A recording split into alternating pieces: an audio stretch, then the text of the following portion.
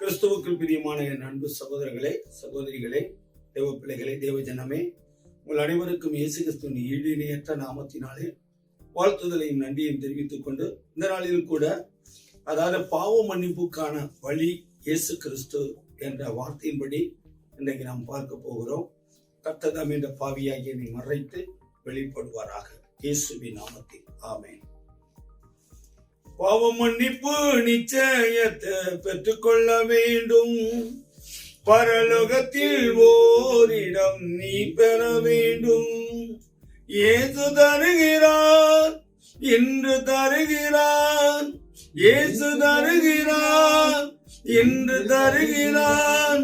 அதற்காகத்தான் சிலுவையிலே ரத்தம் சிந்திவிட்டான். அதற்காகத்தான் சிலுவையிலே ரத்தம் சிந்திவிட்டார். ரத்தம் சிந்துதல் இல்லாமல் பாவ மன்னிப்பில்லை.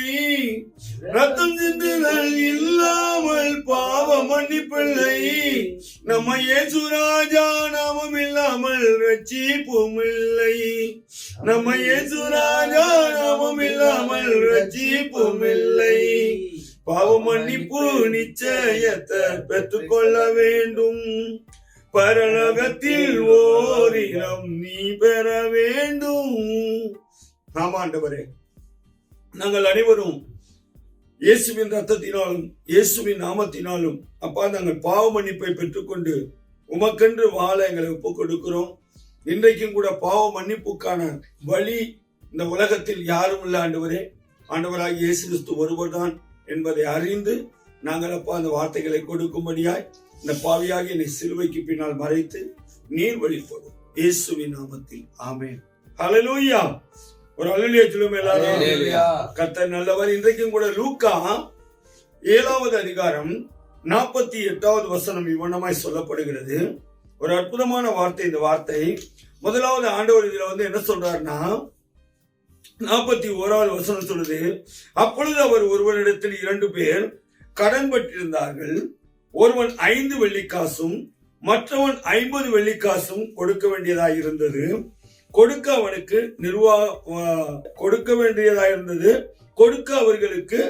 நிர்வாகம் இல்லாத போது இருவருக்கும் கடன் மன்னித்து விட்டார்.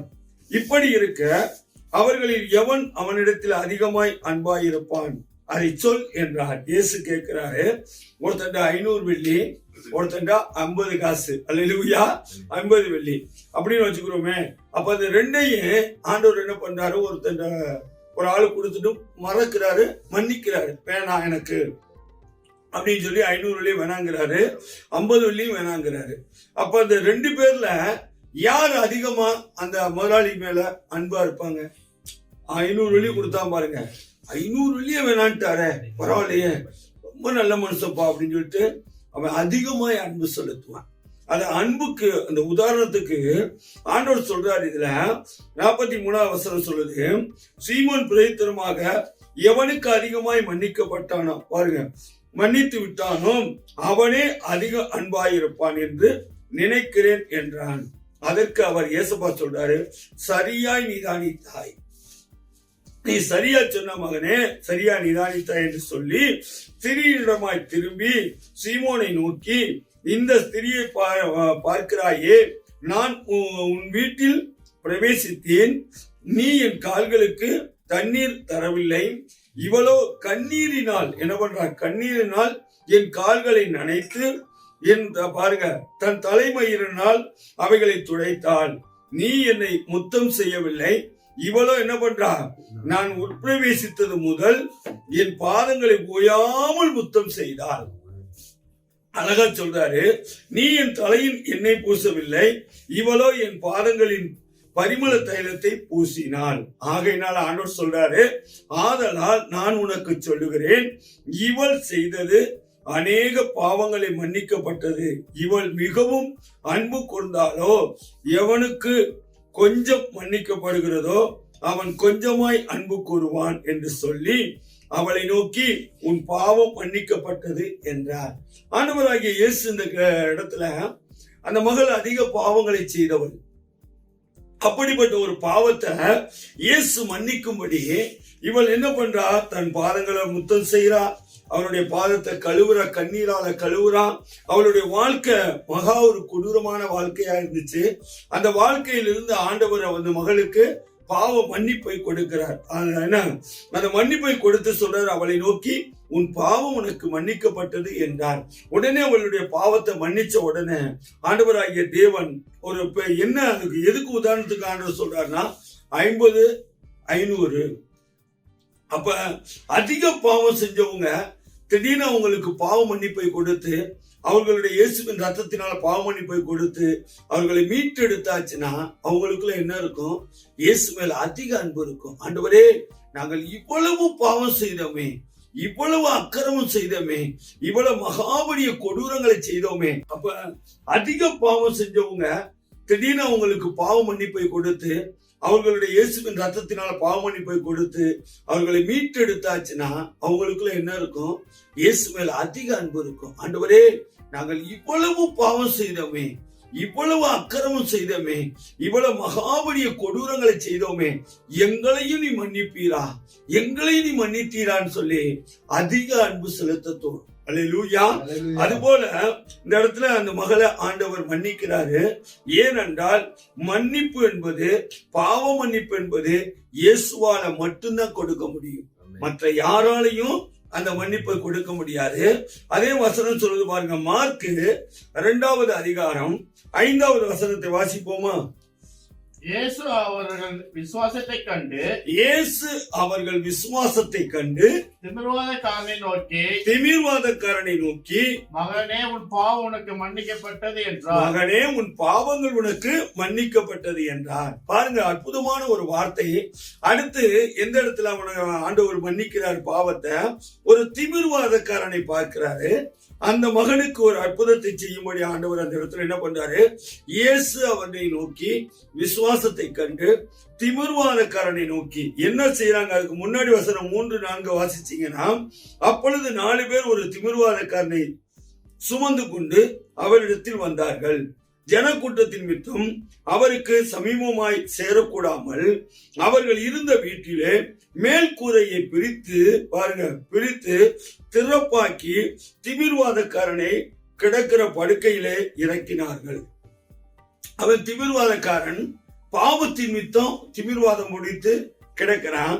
அவனுடைய லைஃப்ல ஒரு மாற்றமே இல்லை.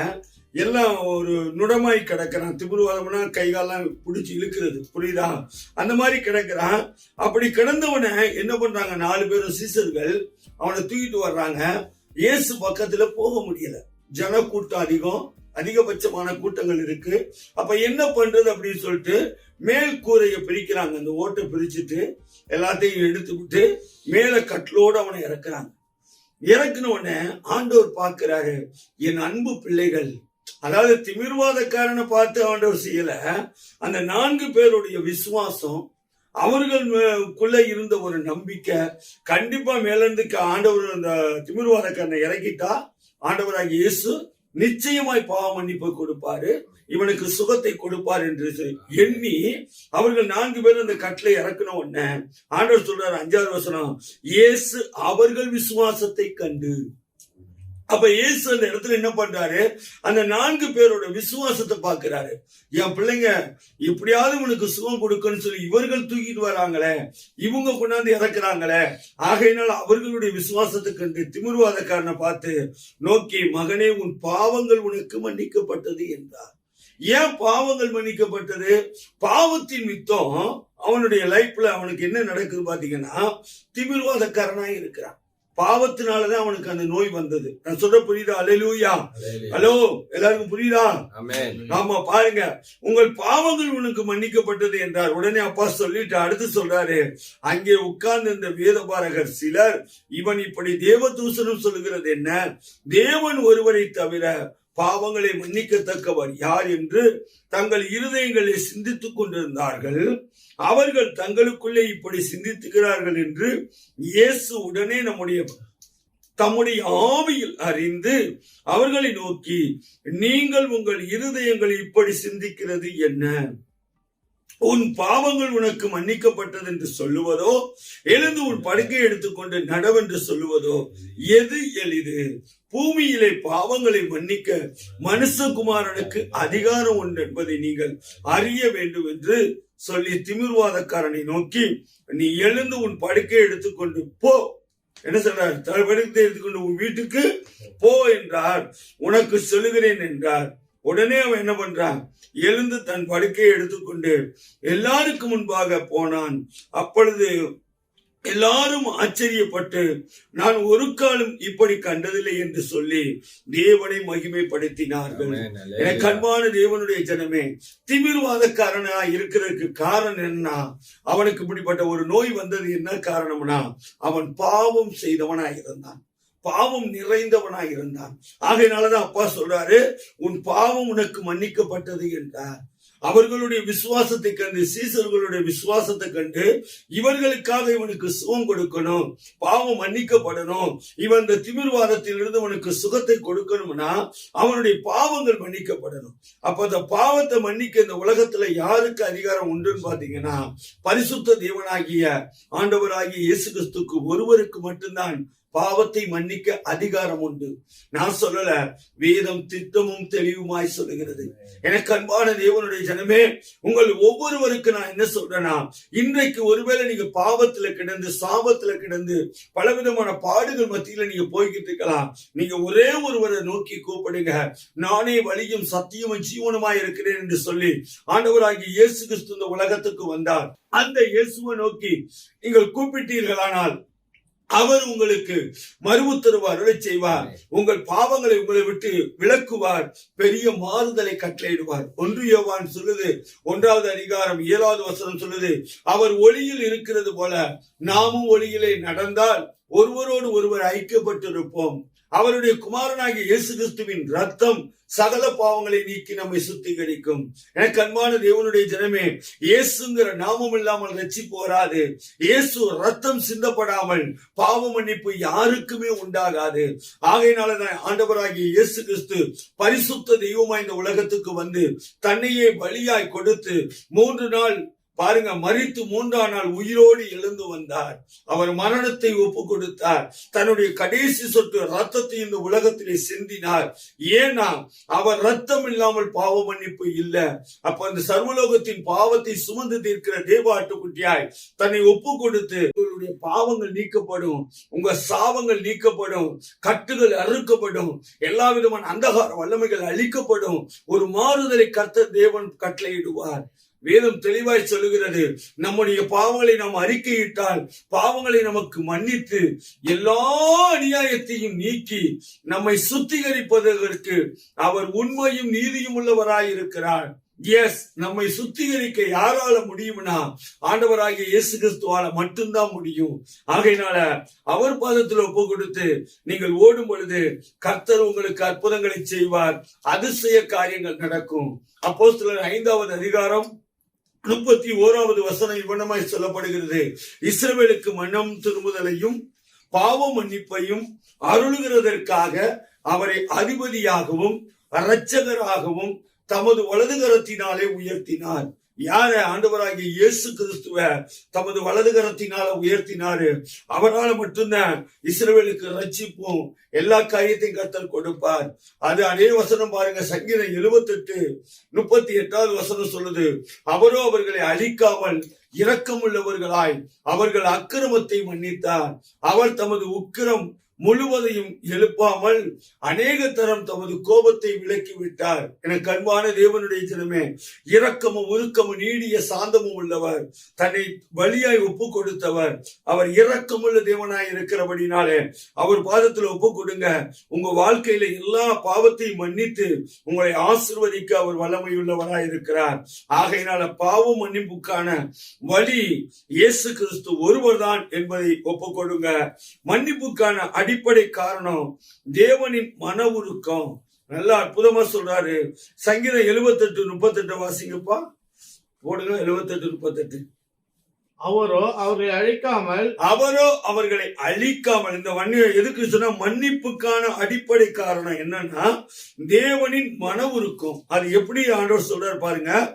அவரோ அவர்களை அழிக்காமல் இரக்கமுள்ளவர்களாய் அவர்கள் அக்கிரமத்தை மன்னித்து அவர் தமது உக்கிரம் உக்கிரம் முழுவதையும் எழுப்பாமல் அநேக தரம் தமது கோபத்தை விலக்கி விட்டார். அவரோ அவர்களை அழிக்கல. முதலாவது இரக்கமுள்ளவராய் வெளிப்பட்டார். இரண்டாவது அக்கிரமத்தை மன்னிச்சாரு. அவர் தமது உக்கிரம் முழுவதை என்ன பண்ணாரு? எழும்பாமல் அநேக தரம் தமது கோபத்தை விலக்கி விட்டார் என்று வேதம் சொல்லுகிறது. எனக்கு அன்பான தேவனுடைய ஜனமே, அவர் மன உருக்கம் உள்ள தேவனாய் இறங்கினார். மன்னிப்புக்கான அடிப்படை காரணம் தேவன் மன உருக்கம் உள்ளவர். அவர் மன்னிக்கிற தேவன். அவர் எத்தனை தரம் கோபப்பட்டாலும் அந்த கோபத்தையெல்லாம் விட்டு விலகிடுவாரு. கிழக்குக்கு மேற்கு எவ்வளவு தூரமோ அவ்வளவு தூரம் உங்கள் பாவங்களை உங்களை விட்டு விலக்க அவர் வல்லமை உள்ள தேவனாய் இருக்கிறார். வேதம் தெளிவாய் சொல்லுகிறது பாருங்க. 1 யோவான் 1:9 நம்ம மறுபடியும் பார்ப்போம். எல்லா நியாயத்தையும் நம்மை நீக்கி நன்மை சுத்திகரிப்பதற்கு அவர் உண்மையும் நீதியும் உள்ளவராய் இருக்கிறார். எல்லா அநியாயத்தையும் நீக்க அவரால் மட்டும்தான் முடியும். நம்மை சுத்திகரிப்பதற்கு அவரால் மட்டும்தான் முடியும். ஏனென்றால் அவருடைய ரத்தம் தான் நம்மை சுத்திகரிக்கும். இயேசுவின் ரத்தம் சகல பாவத்தை நீக்கி நம்மை சுத்திகரிக்கும் என்று வேதம் சொல்லுகிறது. ஆகையினால அவர் நம்மை சுத்திகரிப்பதற்காக அவர் உண்மையும் நீதியும் உள்ளவராய் இருக்கிறார். பிரியமானவர்களே, அடுத்து 3வது காரியம் இயேசு கிறிஸ்துவின் ரத்தம் அப்படின்னு சொல்லி ஒரு வார்த்தை இருக்கு. எபேசியர் 1:7 சொல்லுது பாருங்களேன். அற்புதமான ஒரு வார்த்தை. அவருடைய கிருபையின் ஐஸ்வர்யத்தின்படியே இவருடைய ரத்தத்தினாலே பாவ மன்னிப்பாகிய மீட்பு இவருக்குள் நமக்கு உண்டாயிருக்கிறது. ஆண்டவராகிய இயேசு கிறிஸ்துவுக்குள் நமக்கு எப்படி உண்டாயிருக்கா சொல்றாரு. அவருடைய கிருபையின் ஐஸ்வர்யத்தின்படியே இவருடைய ரத்தத்தினாலே பாவ மன்னிப்பாகிய மீட்பு நமக்கு என்ன செய்யுது? இவருக்குள் நமக்கு உண்டாயிருக்கிறது. அதே வசனத்துல பாருங்க, அடுத்து சொல்றாரு எபிரேயர் அற்புதமான ஒரு வார்த்தை 11 சொல்லுது. மாம்சத்தின்படி லேவியர் ஆகம் 17வது அதிகாரம் 11வது வசனம். மாம்சத்தில் உயிர் ரத்தத்தில் இருக்கிறது. மாம்சத்தின் உயிர் எதுல இருக்கு? ரத்தத்தில் இருக்கிறது. நான் அதை உங்களுக்கு பலிபீடத்தின் மேல் உங்கள் ஆத்துமாக்களுக்காக பாவ நிவர்த்தி செய்யும்படிக்கு கட்டளையிட்டேன். அது மாத்திரமல்ல, ஆத்துமாவிற்காக பாவ நிவர்த்தி செய்கிறது ரத்தமே. அப்ப இந்த உலகத்தில ஆத்மாவுக்காக பாவ நிவர்த்தி செய்கிறது இயேசுவின் ரத்தமே. அது மட்டுமல்ல, பாவ மாம்சத்தின் உயிர் ரத்தத்தில் இருக்கிறது. நான் அதை உங்களுக்கு பலிபீடத்தின் மேல் உங்கள் ஆத்மாக்களுக்காக பாவ நிவர்த்தி செய்யும்படி கட்டளையிட்டேன்னு சொல்றாரு. அதுக்கு அடுத்த வசனத்தை பார்ப்போம். அற்புதமான ஒரு வார்த்தை பாருங்க. எபிரேயர் 9:22 நியாயப்பிரமாணத்தின்படி கொஞ்சம் குறைய எல்லாம் ரத்தத்தினாலே சுத்திகரிக்கப்படும். ரத்தம் சிந்துதல் இல்லாமல் மன்னிப்பு உண்டாகாது. அப்ப இயேசு கிறிஸ்துவின் ரத்தம் சிந்துதல் இல்லாம இந்த உலகத்துல மன்னிப்பு உண்டாகவே உண்டாகாதுன்னு சொல்றாரு. அதிலே 14வது வசனம் சொல்லுது, நித்திய ஆவியினாலே தம்மை தாமே பழுதற்ற பலியாக தேவனுக்கு ஒப்பு கொடுத்த கிறிஸ்துவினுடைய ரத்தம் ஜீவனுள்ள தேவனுக்கு ஊழியம் செய்வதற்கு உங்கள் மனச்சாட்சியை செத்த கிரியைகளை சுத்திகரிப்பதற்கு எவ்வளவு நிச்சயம் என்று வேதம் சொல்லுகிறது. எனக்கு அன்பான தேவனுடைய ஜனமே, இந்த வார்த்தைகளை நீங்கள் கேட்டீர்கள். இன்றைக்கு பாவ மன்னிப்புக்கான வழி இயேசு கிறிஸ்து ஒருவரே. பாவ மன்னிப்புக்கான அடிப்படை காரணம் ஒரு மனதுருக்கத்தின் உள்ள தேவன். அவர் மன்னித்ததுனால நமக்கு மன்னிப்பு உண்டாச்சு.